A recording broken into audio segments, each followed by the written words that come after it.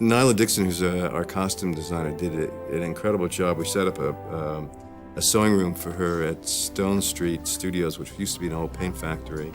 And she had her 40 seamstresses working in there, creating over 19,000 costumes. And it's not merely creating costumes. That's far too easy a concept than what she actually had to tackle. It was very collaborative, Lord of the Rings. The fact that Richard really had been developing the concepts for Lord of the Rings, a lot of things were already in train before the wardrobe department ever showed up on the doorstep. I would say it probably took me a good 3 months to actually get how huge and complex this was. Because when I stepped on board, I don't think even I, who'd been doing, quite big costume shows for quite a while, I don't think we'd grasped it on any level. In an incredibly short period of time, you have to try and absorb an incredible amount of information. As you can see, there's a few frocks in this wardrobe department. The very first thing that you have to do is you've got to break out that script and work out how many costumes are going to be required. So that meant that we had to make the lead actor's costume 10 times, and then we had to make the body double's costume 10 times, and then we had to make the mini-me costume 10 times, and then we had to make the stunt double costume 10 times. So there are about 40 costumes of that one design. What I tend to do is you're always thinking about it. And the breakdown of the script, the budgeting of it, the costumes are moving through your mind all through that time.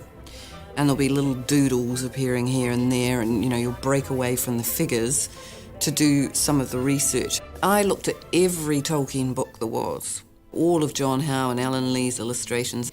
They suggest rather than say. So my role was to take that suggestion and say what they were wearing. The jacket, the shirt, and the trousers last night. Yeah. On this one. Yeah. Everything about the Hobbits, descriptive-wise, was these very country, and I wanted to use a lot of that sort of 18th century design style, the little frock coats, the waistcoats, all of those things that are really quite English. And that naturally, with these big feet, took me to the idea of chopping off their trousers so that they're kind of wearing these wacky little half-mast pants. When it came to the character Frodo, I wanted to separate him out and make him seem a bit more of a young gentleman. So in that sense, we dressed him in velvets, but still had all the rougher elements that the Hobbits had in general. It absolutely made me feel more like a Hobbit, especially with the feet on. And the wig, it had that Hobbit image. So the clothes were kind of essential, and it would be the first thing I'd put on in the day that would begin my process into being a Hobbit. The Aragorn costume, we workshopped that one so much with Viggo. Nyla was wonderful in that she allowed me to be part of that process, so that we could give the character and give Peter something first and foremost that visually appealed to him and felt right, but for me was comfortable. We put a lot of detail into this because the idea is that for the character, for Viggo as an actor, as he puts on this costume, layer by layer, he is putting on that character. And that, to me, is a really essential part of being a costume designer, that you can aid a performer in becoming that character for a day. The idea was that this was a man of great travel, so it needed to be very flexible, and it needed to look like this guy had slept in any cave or crevice and travelled great distances. Viggo Mortensen, who played this character, really was into this idea that he himself had repaired it when it starts to sort of come apart. It's got certain sort of medieval ideas in this attached sleeve, which I actually think is a very practical thing as well. I mean, if it gets too hot, if it's summer and this person's travelling, it does have the idea behind it that this can be detached and then just whipped back on. It was a choice of mine to go for this really beautiful green, which a lot of discussion about this costume is it's black. Well, it's not, let me tell you. This is a beautiful licorice green colour. We thought it was really important to have some pieces on him that told a different story to this rough, travelling, fighting man. And it's in places like this that we felt that we could just slip in the sense that he came from or was given things that were much more regal. With the elves, I wanted the Rivendell elves to feel different to the Lothlorien elves. How we went about that was a slight colour shift. There's a bit more colour around the Rivendell elves than there are the Lothlorien elves. And other than that, the design ethic of both is very similar. What I was looking for was the sense that these people were not of this earth, this Middle Earth. You wanted the sense that these people sort of floated through the landscape. So I hung all the elf costumes off the tops of their bodies, so giving them as much length as I possibly could to accentuate this idea that these elves were much taller than man. Galadriel is the ultimate elf. She is our most white, our most beautiful, our most elegant, and most of Kate's dresses have this very, very slight drape around the neckline. Again, these really huge sleeves, again, a lack of jewellery other than what are considered important pieces to the story. But we used the most glorious beaded fabrics that we could get our hands on.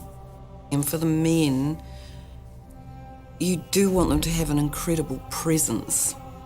So we went for quite a sort of high collar, smooth hanging, and these huge sleeves, that the idea when they lifted up their arms that they would fall back, and under the sleeves are these really beautiful brocades that have got quite a lot of metal thread in them, which of course gives you that fabulous glisten.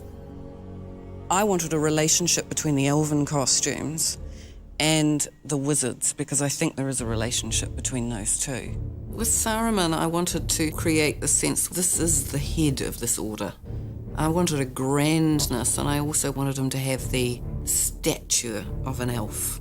This is the costume of Saruman the White, who was played to perfection by Christopher Lee.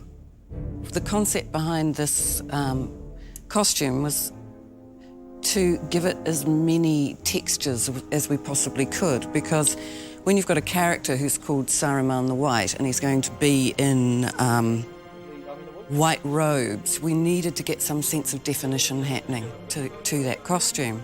And so the way we went about it was to use different textures in the fabrics themselves. So whether it's the linens in this underneath piece, these incredible brocades here, and then we went to a silk, which has got quite a lot of pattern in it. And a lot of these sorts of things don't come up on camera in a huge way, but what they do is they just give it much more life. It's also slightly worn. It wouldn't be brilliant, glowing white. It couldn't be after thousands of years or hundreds of years. So they were very clever there. They said it must look not exactly shabby, but worn. We've really aged this costume down. It's quite extreme at times, like we've actually sort of put quite a bit of life into that breakdown.